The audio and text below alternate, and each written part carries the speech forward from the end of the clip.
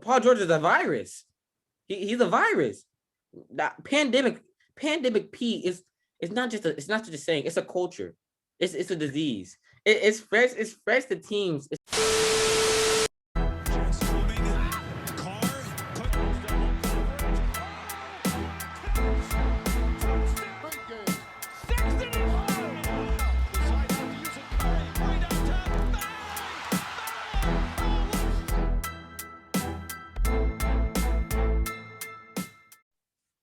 What's good up next, show fans? And today we're back at it with another video. Another one.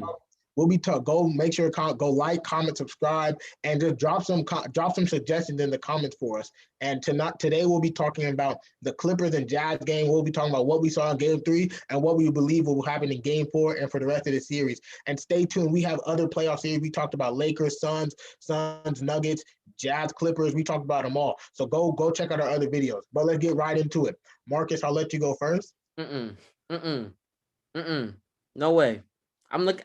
No way.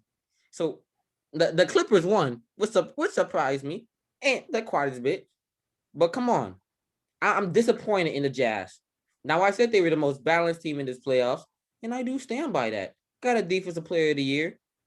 Got a 6 man that can score off the bench, Jordan Clarkson. Two, Joe Ingles. But come on, no, Batum should never score 17 points against this Jazz team. but Batum should never score 17 points, and that's disrespectful. That's disrespectful to the Jazz. But Batum disrespected y'all, and that's crazy. He averaged 8 points in the season. That's crazy to me. But I'm telling you this: the person that will win this next game is whoever is leading at halftime. Now the Jazz did come off. They tried to come back later in the game, but the Clippers jumped out to the early lead, winning both quarters at the beginning and having that lead at the halftime.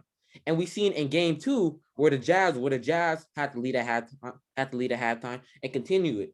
Now the Clippers did have the lead. The Clippers did have the lead in the first game, but we all know how that game turned out. The Clippers easily had a chance to win that game, but if Rudy Gobert was a few inches shorter, come on now. But I'm disappointed. In the big boy Bojan. He disappointed me.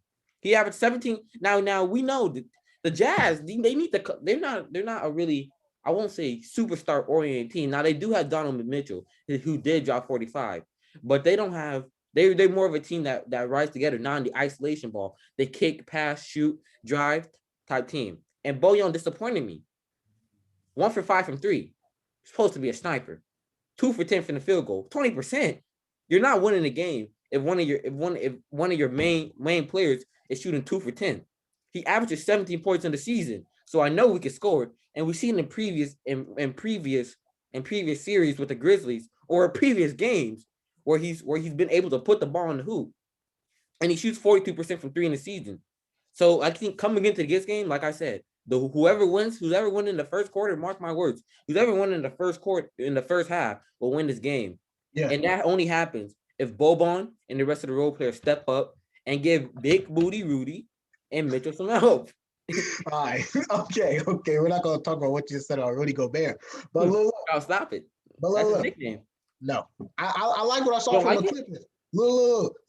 If y'all remember, I said Clippers in 6 at the beginning of the series, and I wasn't really confident going into Game 3. But look, I like what I saw from the Clippers. Kawhi, in particular, seems to love to be down 2-0. He loves it. He loves the pressure. What did we see in that Bucks series? He was down 2-0. Boom. The Bucks series when he was with the Raptors a few years ago. Boom. 1-4 straight, won the chip. What did we see against Dallas? Down 2-0. Kawhi, all-time performance, Game 3. They won 4 the next 5 games. And this series down 2-0, is it more the same? Come on now. The more things change, the less they stated. I don't even know what I'm talking about. But look. They won. They went down 2-0 and they won that game too. So look, this Jazz team is a good team, a championship caliber team, but they're not overall better than the Clippers. Look, Donovan Mitchell had 82 points in the first 2 games. Kawhi and Paul George had 91 points combined. Why is one person keeping up with your 2 stars? Why is one person doing that? D. Mitch is a superstar. Donovan Mitchell officially arrived. I'm saying it. He's a superstar. And the fact that you guys are putting Paul George above him on the best player in the NBA list is blasphemy. Look. Crazy. Crazy. These are the top 15 players in no order in the NBA right now.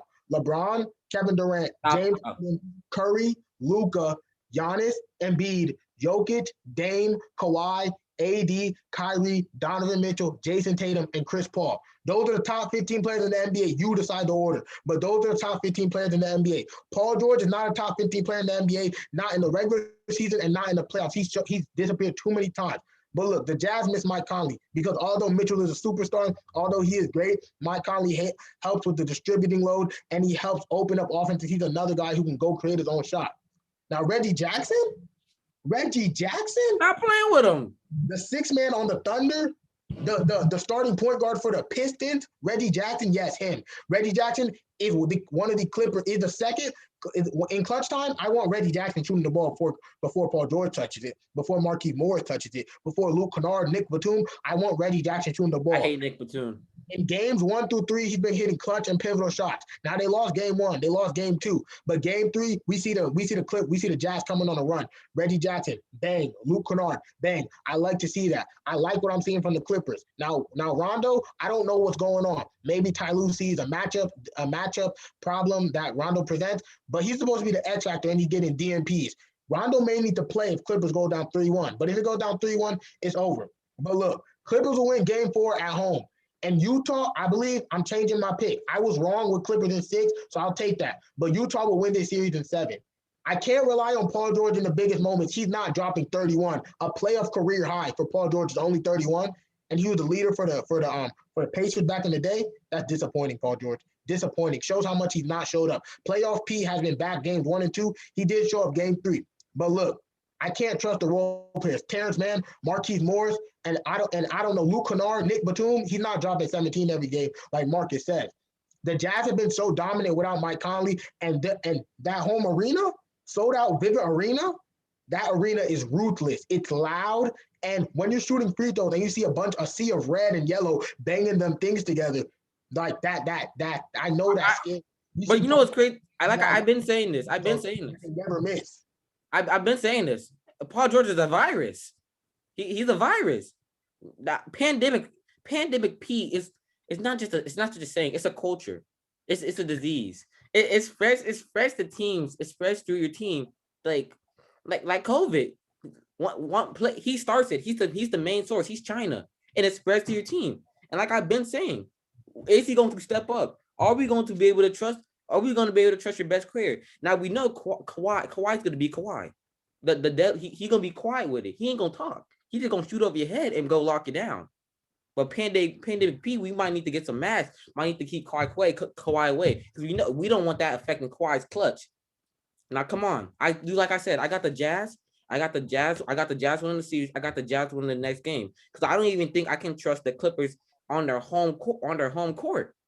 We saw last series. I agree with you. Utah in 7. But look. Can we trust them on their home court? This will be one of them series where Utah will win all games at home and Clippers will win all games at home. Mainly for the fact Kawhi does not want to go home. Game 6, watch, Utah's going to win game 5, and when he comes back to Staples Arena for game 6, Kawhi's not going home. We can barely trust him at home. I don't trust him at home. 40 in that game. I don't trust. Game 4 that's about to happen tomorrow night, Kawhi's putting up 40 plus. Stop it. I don't trust Kennard. Paul George will chip in 25. Clippers are winning this game, and it's going back to Utah tied up 2-2. 25 clinks off the rim. I don't trust him. I don't trust Paul George. I don't trust. Don't get me started about Batum. I already hate that man. I don't trust Kennard. I don't trust Morris. I don't trust anybody but Kawhi on that team. He's one of the clutchest players in playoff history. But I don't trust any of them at home. I got Jazz winning. And if they bring it back, once they bring it back to Utah, I think I might got Jazz winning in 5. Jazz in 7. Clippers will find a way to win game 4. And Mike Conley will return game 5.